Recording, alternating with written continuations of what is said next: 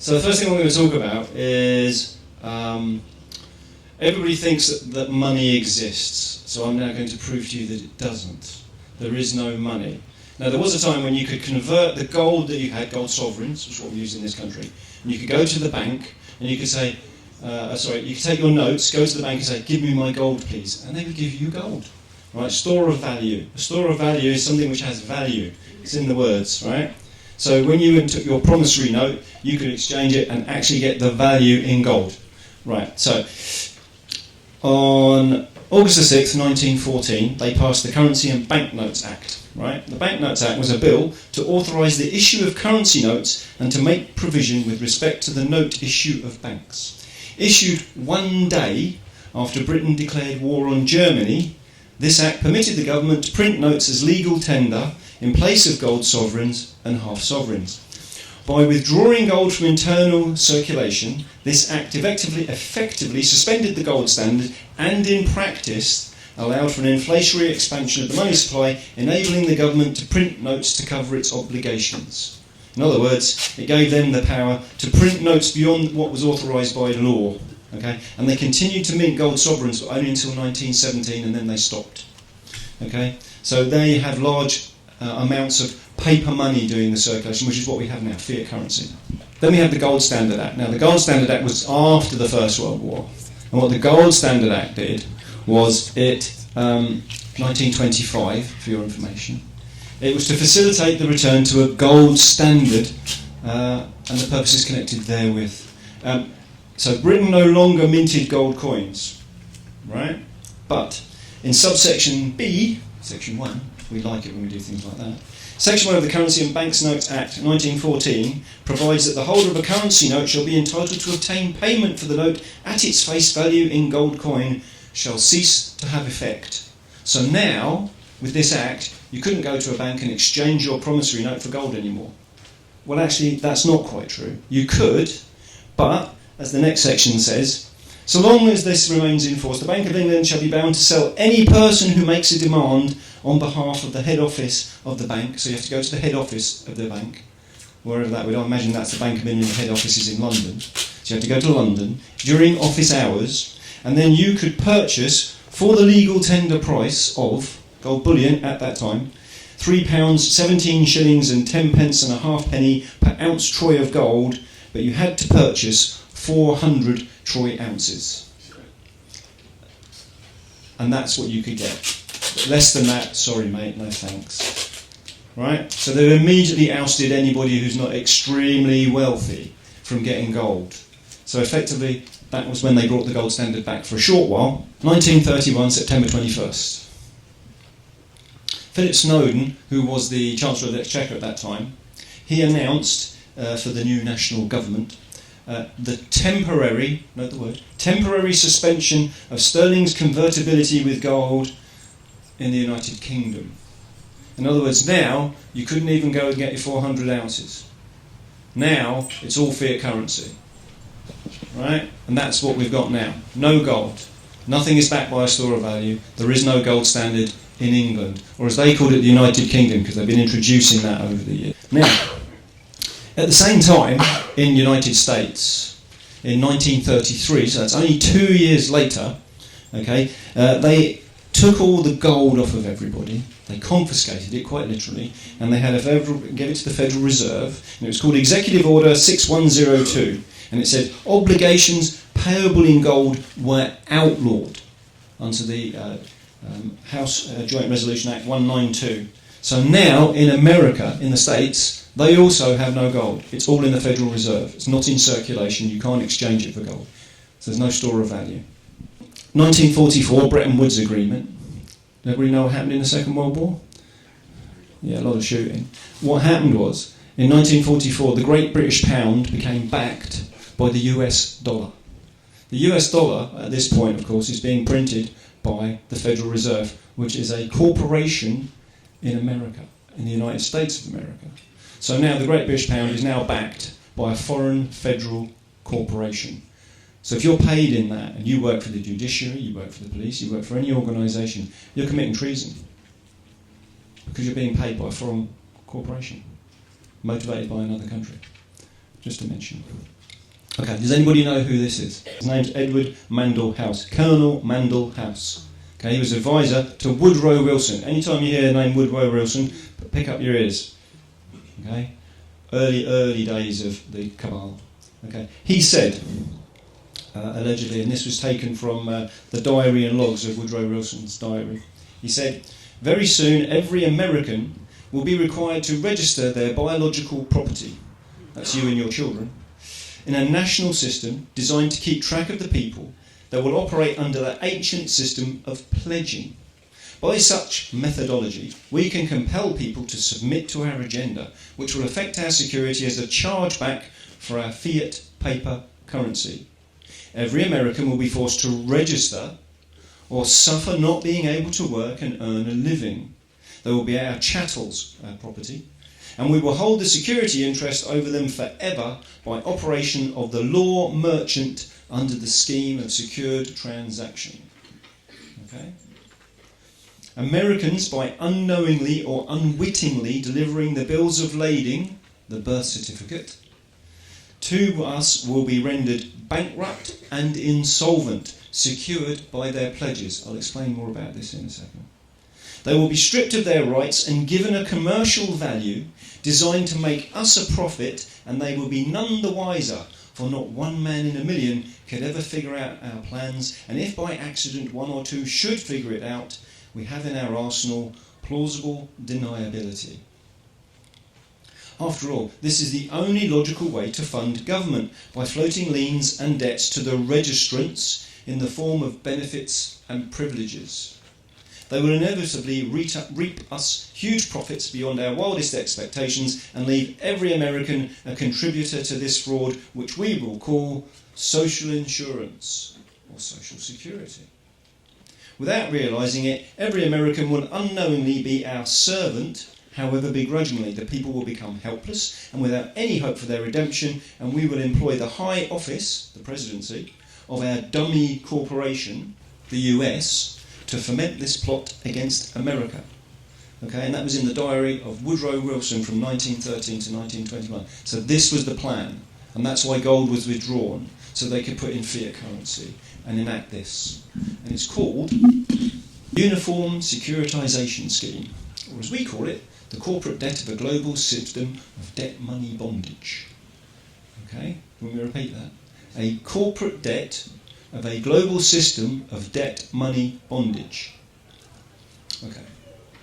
It's how governments convert the birth of a child into a financial asset to underwrite public debt and issue currency. Right? So, this means controlling you through an administrative process. The birth of a child is recorded in a hospital birth record, which signifies the child's ownership of whichever state you're in, United Kingdom, United States. There are 183 countries listed for this. And their pledge, that's that word again, your pledge, to act as surety for the country's debts, public debt. So ownership is defined as a pledge to act as surety for the debts incurred by the property. You're the property, and you're the debt. You have the debt, because you own the debt. So if you owned a house and it needed repairing, who'd pay for it? You would. So you own the debt, so who pays for it? You do. Okay? Ownership is not control. Okay? Ownership is liability. So when you have your car and you're the registered keeper, you're liable for that. Right? So when they come along and say you've broken this legislation, this legalese, they're correct, because you're just a registered keeper. So you have to follow their laws. Right. The hospital birth record is then registered with the county, and an account is opened in the county's books to leverage future securities against the child's estate.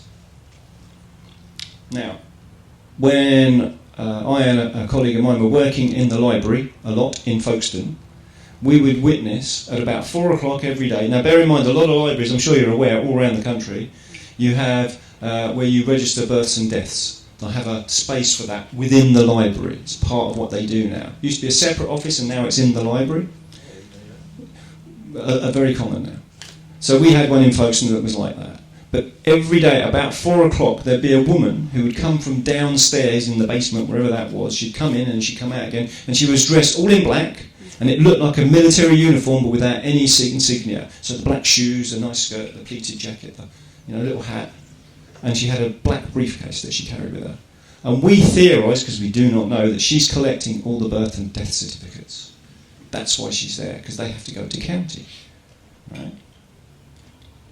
The birth account is assigned a number, which follows the child throughout their life. So this is an account not backed by gold or silver, which is the other store of value that we use, but by your pledge to act as surety for the debt.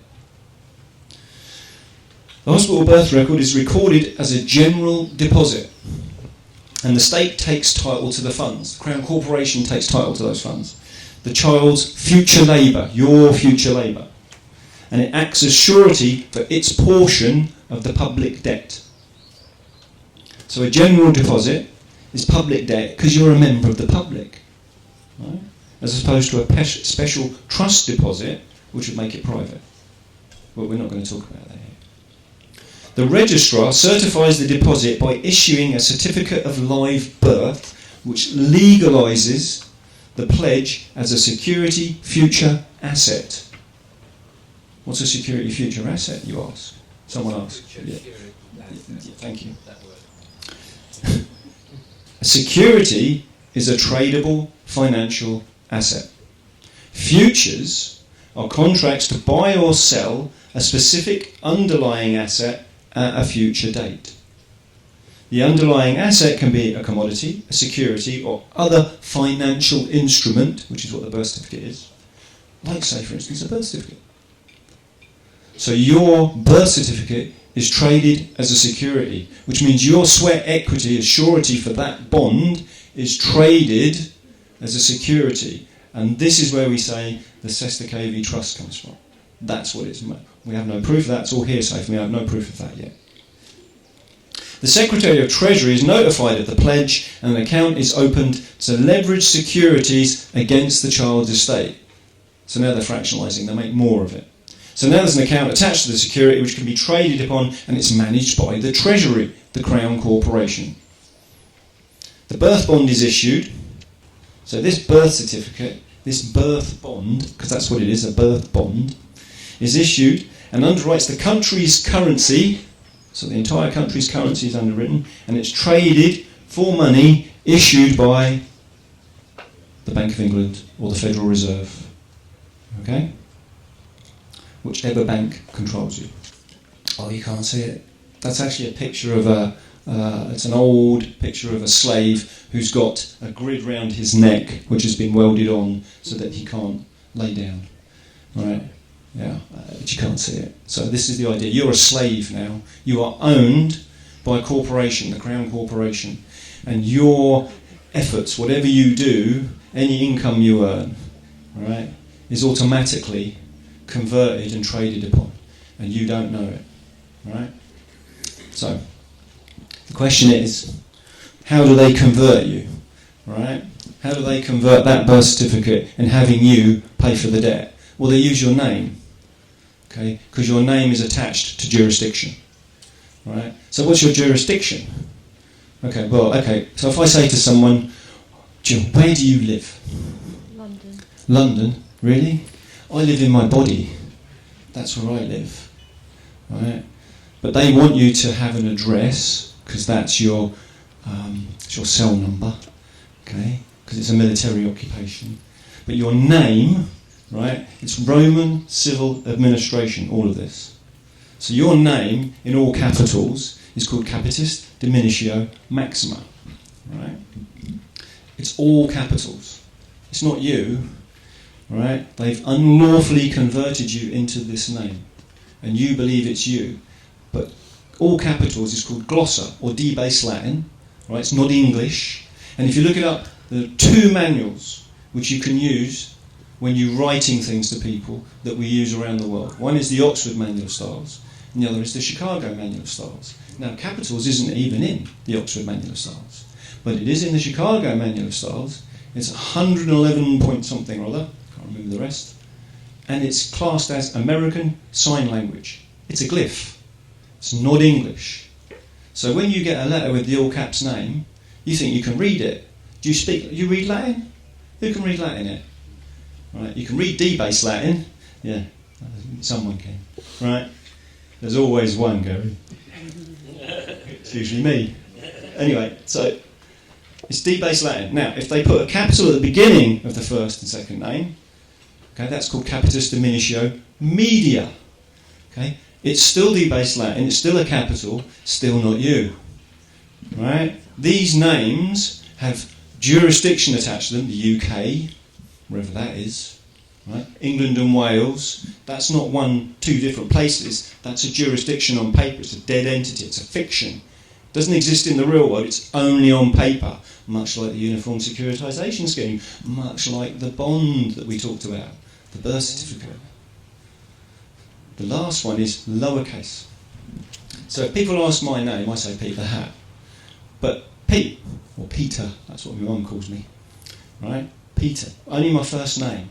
That's all you get. Your surname came after your first name, right? That was created in order to enslave you. That was part of the process. They gave you an extra name because then you need to... and it was based on, as you probably know, people know what a cooper is. What did a cooper do? They made barrels, right? So there's different names. A smith, what do you think a smith was? Smithy. Locksmith? No, okay. Right. So different names were attached to the job that the people did, the trade they had within the community. And that's how they were known, so you could differentiate them. But it's not your name. You've been used to it because you've been programmed into it at school to use capitals, to use this name, to accept that it's you. So what happens is you get a letter in the post, all capitals, right?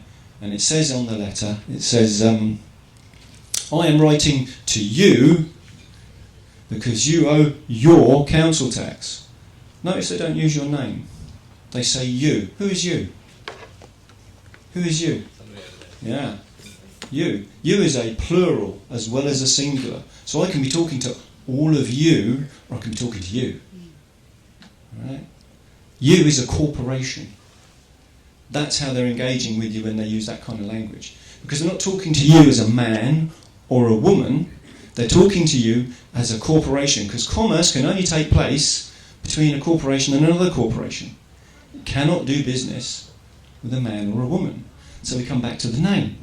Your lowercase name, if you attach your surname, inverted commas, right, that is a person. You've created a person in law. But they need your consent to do commerce with it.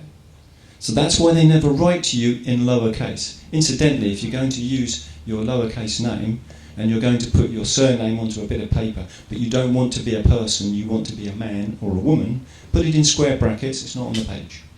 That's just sort of mechanics of writing things.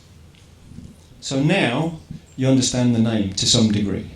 Right? You are not the name. Your name is you accepting a title. If you accept the title, you accept the responsibility that goes with it. Right? So they say, Mr. this, Mr. that, Mrs. this, Mrs. that. And you go, yeah, that's me. You get something in the post, and it's addressed to the all caps name, or the capitalised first letter name and second name, or it's capped to Mr. or Mrs., or you're the occupier, or the resident, or the individual. That's not you. That's a title that they're unlawfully converting you into. If you get a letter from the council tax and you open it saying, yeah, that's me, you've accepted liability for their claim. Penalty charge notice. Why is it a notice? Why isn't it a bill? Why don't you get a bill? It's a charge. Penalty charge notice. So the most important word there is notice. So they send you notice. What's a notice? We're bankrupt, remember? Talking at the beginning about there's no gold, you can't convert it. All you've got is this currency, which is paper fiat. And you're the sweat equity, your bond is what's paying for that. You're the debtor. Okay, so we're in bankrupt. There is no money. Get the idea of the fact there's no money in circulation. It doesn't exist. Right? It's not there. They send you notice because the only thing you have when everywhere is bankrupt, and I mean the world, the global economy, it's all based on nonsense. Right? The only thing you have as a lawful remedy is notice. because that is a lawful document. So you give notice. So this is what we do. Someone writes to you, they write to you the council tax right, and they say, here's your council tax bill for 24-25. You live in a Band D house. We want £2,500 for next year. You can pay in instalments. You can pay it all now. And you say, okay, thank you very much for your notice. Here's a notice I'm sending back to you to rebut your notice. Offer to contract, not accepted. Right? No consent is given. But what you talk about is, are you saying, for instance, this is what we do in our notice, that I'm the all caps name? What is the jurisdiction of the all caps name? Where is your jurisdiction from? Right? And then you point out, I'm not the all caps name, and if you're unlawfully converting me, you're turning me into a slave. You're saying that I'm a slave. Well, you understand that slavery is an international crime, right? So these are some of the things you'd be putting into your notices. And you're asking them, what's your jurisdiction? Because it all comes down to jurisdiction, right? I'm a man on the soil and land of England. That's it. I'm not in the UK. So when they come to me and say, you say, well, what law have I broken? And they'll go, oh, legislation, act, statute. You go, well, that's not a law. That's the colour of law. That's a corporation. Police people, we'll try and be kind, right? They work for a corporation enforcing policy as an officer. That's what they're doing. Well, if a McDonald's employee came up to me and said he wanted to fine me for driving on my car and down a motorway because I was going too fast, I'd tell him to go and jump as well. Right? I'm not in your country. That's not the state I live in. Actually, that's not true. If you have the birth certificate, you are. You're registered. Don't register anywhere. As soon as you register, you give away your title. Once you've given away your title, you become liable for any claim they have upon that title because you've just given joinder to it. So, am I making sense? Are we following along? Because I'm sort of rambling, right? So, they've given them the notice, and you say you've got two choices. When you give them a notice, you say to them, okay, I conditionally accept your claim against me. However, I have a few questions. So you'll be asking about jurisdiction, unlawful conversion, and then we go for the big one, we go for fraud. You go, well, if you're acting without authority, right? Fraud Act 2006, Section 4, I'm going to say. Well, that's fraud. You're committing fraud. Also, you can then later point out that there's no money in circulation, so what am I expected to pay with? You say you can't pay a debt because you're a debtor and there is no money. You can do two things with a debt. You can settle it or discharge it. That's it. That's all you can do. So that's one of the things we do. So anyway, you write to them, your first notice. You give them 14 days. You say, conditional acceptance, or you do notice to show cause, because in some cases the effect might have been different. It might not be a council tax notice. It might be someone's come along and said, yeah, you can't have that licence plate from 1959 on your 2020 car, mate. Right, so we're going to take it off you. We're going to put it in an impound and we're going to fine you because you're breaking our laws, our legislation. And you then should give a notice to show cause and say, well, why did you do that? I'm driving, I'm not. I'm in my conveyance. Be careful the language you use, especially with police people. Driving my conveyance. Right, travelling in my conveyance on a public road and I'm a man. What right do you have to stop me? Okay? And then you go, okay, so we write a notice. We write a notice to conditional acceptance, or we write a notice to show cause, and you list these things and you ask them. Now, they can't respond to the notice because if they do, they're confessing to fraud. They're confessing they've unlawfully converted you, right? They're connected to misidentifying you, and some of them really don't know what this is. They do now. There's enough that have gone out that a lot of people have understood what's really going on, and they're resigning. People in the councils, various places, they're going. Right? It's happening. You give them 14 days to respond. They can't respond. Now, in the first one, you say, I'm going to write to you 3 times. I'm going to give you a notice of non-response and then a default and dishonour notice. And if at that point you haven't responded, it's estoppel. Estoppel is a lawful term, and estoppel means that you have no further claim upon me. Okay? So you do your non-response. You give them 7 days with the non-response and you say, I wrote to you, I gave you 14 days, here's the notice, Right? This is the number of the notice. Here's the date when it was delivered. Right? And I asked you these questions and you haven't responded, so I'm going to give you a further 7 days, just in case you changed your mind. They don't respond because they can't respond. And then you do a default or non dishonour. Okay, now that's a third notice. It's the final notice. You give them a further 7 days and you say, look, I wrote to you twice now. These are the numbers. These are the deliveries. I know you got them. You haven't responded. I'm just telling you now, if you don't respond, that's a stopple. You have no further claim upon me, and anything else you do, I will charge you this amount of money. You can put in a fee schedule, or I may issue an arrest for your warrant for your arrest because you're acting unlawfully, you're committing fraud, and that's harassment, right? Because they'll keep sending you stuff. Now, after you've done the 3 notices, a lot of the time it goes away. But because that's been happening, they're now changing their tactics. They don't like it. Okay, so you might have to go a bit further. But you start with notice. You give notice. Don't write a letter. Don't write a complaint. Don't go and engage with them. If they come, I cancelled. Let me see now. I did the council tax, and I went and tried claiming it back on the bank. Right? They gave me that year's 2 months that I'd already paid. They gave back, but not the previous 6 years. They said they couldn't do it, and no matter what I said, they wouldn't give it. I understand now people who are doing this, who are going back and saying direct debit indemnity insurance, and they're saying, I found out it's fraudulent. I want my money back. And when they ask that, what they're saying is, we closed your account. So people are having their account closed for going and asking for the money back that they know has been fraudulently taken from them.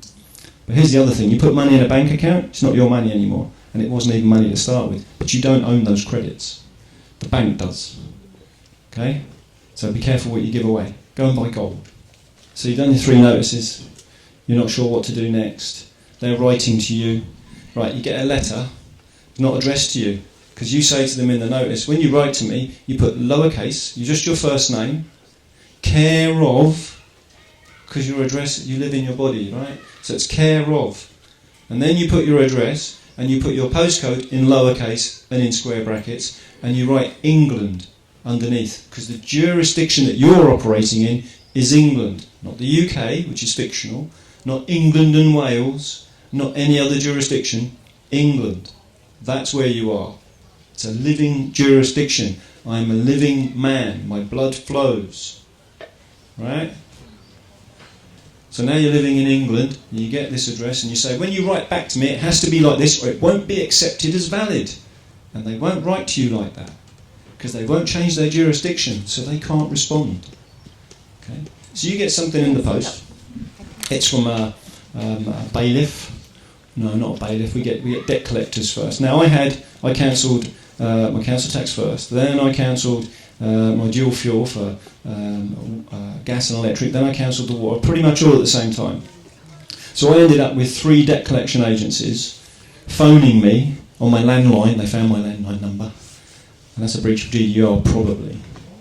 Right? So I get a landline number, then I get it on my mobile. So I block the texts, block the phone calls, block the number, and if I get it on the landline, you go, hello, they go, this is Marston's, bye. Don't talk to them. Don't talk to them. Don't have a conversation, because as soon as you do, you're giving joinder. It's a verbal contract. Everything you get in the post is an offer to contract. Is anyone sending you money? Is anyone sending you money? Actually, PlusNet, because I closed an account last year, they sent me a cheque for £1.20 this week. I've no idea what for. Okay. So, that's a nice noise. Yeah, I was going to say. So, you're getting things in the post. So I had 3 debt collection agencies. Now, because they couldn't get joined with me verbally, they couldn't get me to converse with them and get joined with them, they have to write to you. When you get something in the post, right, and it's your all caps name, or it's capitalised, or it's Mr, or it's Mrs, or you're an occupier, or a tenant, or a homeowner, or whatever it is, a resident, okay, and you go, that's not me. I don't know what they're talking about. That's not me. They haven't addressed it correctly, right? You get a blue pen, because blue pen is commerce, right? We're in maritime law here. And you cross out your name and address that they think they have, and you scribble over it, because it's always a windowed envelope, which, by the way, is internal mail, and it's fraud, because they shouldn't be sending it in public mail. So you scribble that over that, and you write above it. For those of you taking notes, I will go a bit more slowly. You write above, false details.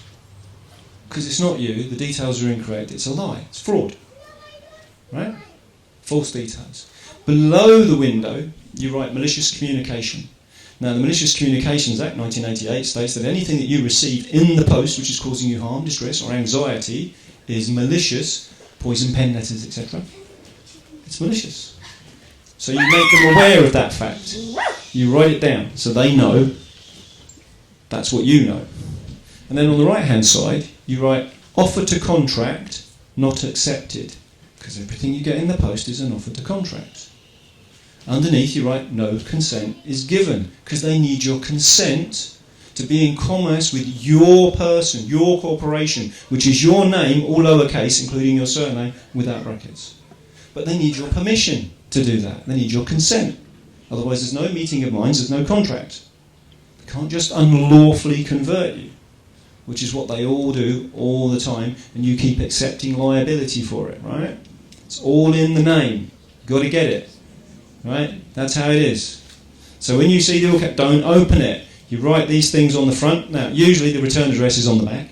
You flip it over, you circle it, put a line, you write return to sender, and you put it back in the post. It's nothing to do with me. And people go, it can't be that simple. Yes, it can. But you've got to understand it's an inside job, it's an internal journey. If you're not ready, because you have fear, anxiety, and all this programming that you're taking on from your education system, from your job, from your parents, from whatever it is, and you just aren't ready, don't do it. Don't put yourself in a position where you're creating more fear for yourself. But if you're at the point where you're going, you know what, I've had enough. I've had enough of the fraud. I generally go around saying, no, I won't participate in the fraud. And that's my standpoint. That's where I come from. It's like everything I see, everything I enter, I just go, no, I'm not doing that. Do you want to call me this? No, I don't. Someone says to me, oh, this way, sir. I go, no, don't call me sir, I'm not a sir. I'm not a sir. Because that's unlawful conversion. They're trying to get control of you. And if a policeman says, please follow me, and you follow him, you're under his... You don't go, no, thanks. You don't have to do anything anybody tells you. Wake up. Right? Be responsible for yourself. That's an internal thing, right? Get grounded, get aware.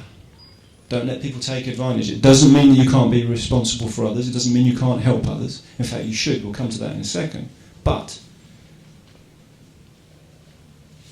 someone in a white coat or a blue uniform or a clown uniform or whatever it is, they don't get to tell you what to do just because they've assumed that they have authority, no matter who they are. You put on a high-vis top and hold a clipboard, you can practically walk around this country anywhere you like, because people are so asleep sometimes. You can walk in, just walk in. Oh, and I've got to go and check that. Oh, okay. Although it's getting a bit worse, because now we have the digital identity again that they want to push. Don't touch it. Central banking and digital currencies. Well, we all know what that is. That's a social credit system.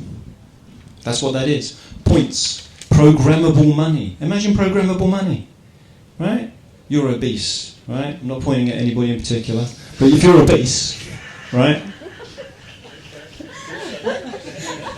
If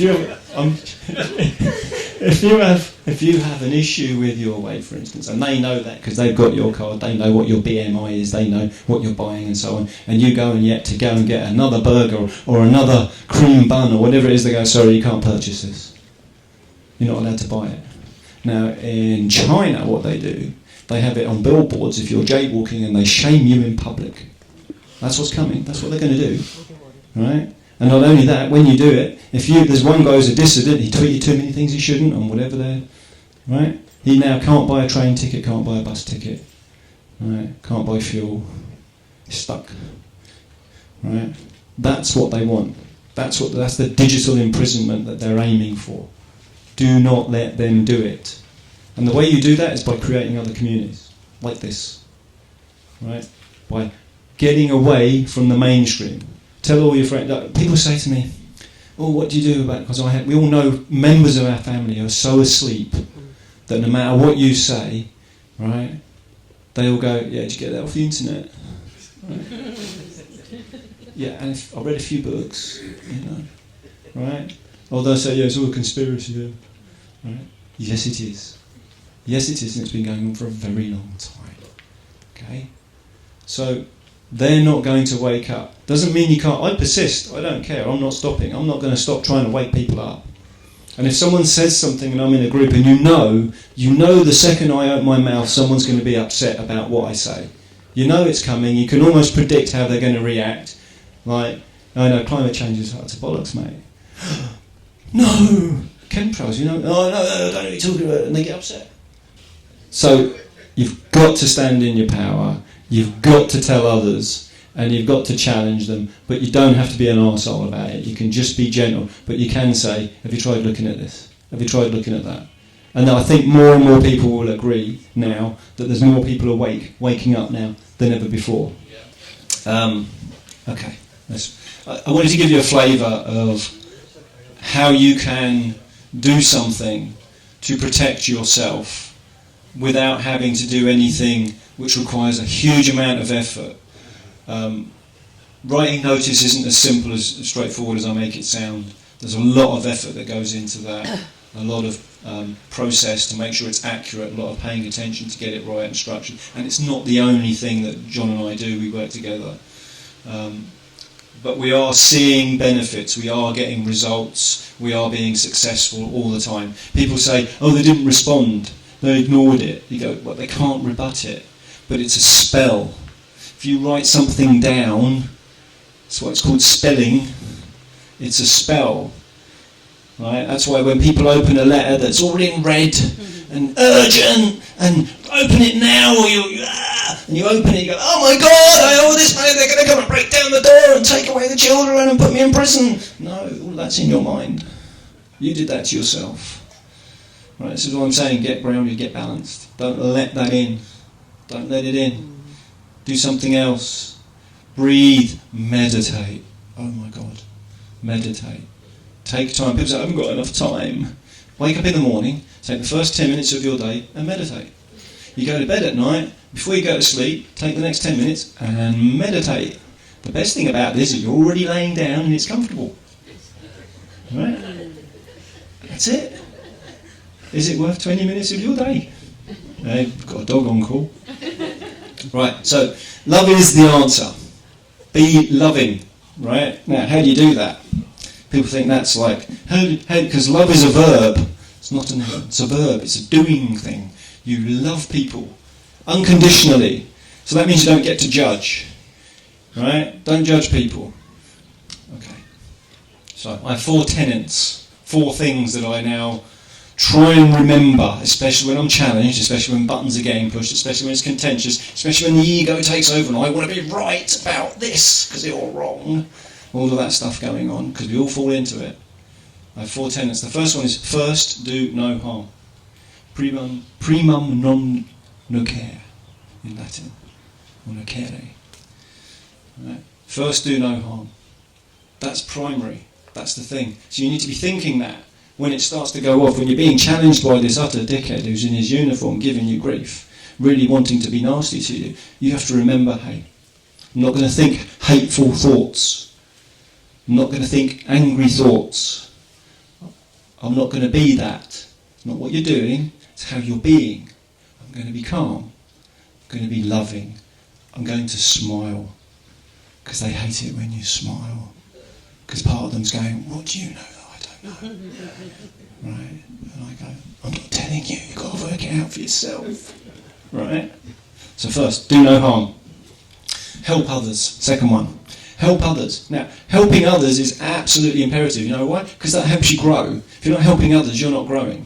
And if you're not growing, you're atrophying, you're shrinking, you're dying. Right? So if anyone asks you for help, doesn't matter who it is, doesn't matter when it is, doesn't matter how it is, help them. Just help. Just for a day or for a week. Do a week. Anytime anybody asks you to help them with something, no matter how small or how big, go okay and see what you can do to help. Now, it might not be that you can't help, and that'll become apparent, right? And then you need to ask, well, what can I do? But help. Someone says, oh, can you just get that cup? Oh, can you just pass me this? Oh, you're just over there, you want to make me walk back? No, just go, okay, no problem. And you go and give it. That's an act of love.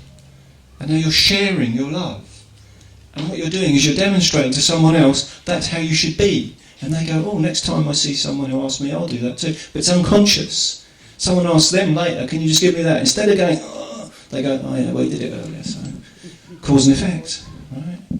Go and give it back, right? That's how we have to become as a community.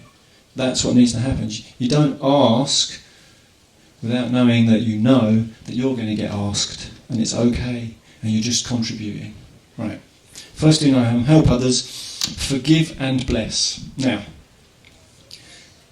people struggle with this one because they have a grievance, and sometimes those grievances are very, very, very, very deeply entrenched because they happened long ago in situations where they were very vulnerable, or they're really recent and therefore really raw, and forgiving someone who did whatever they did. But you've got to understand it's cause and effect. Everything that happens to you is because you needed it to learn.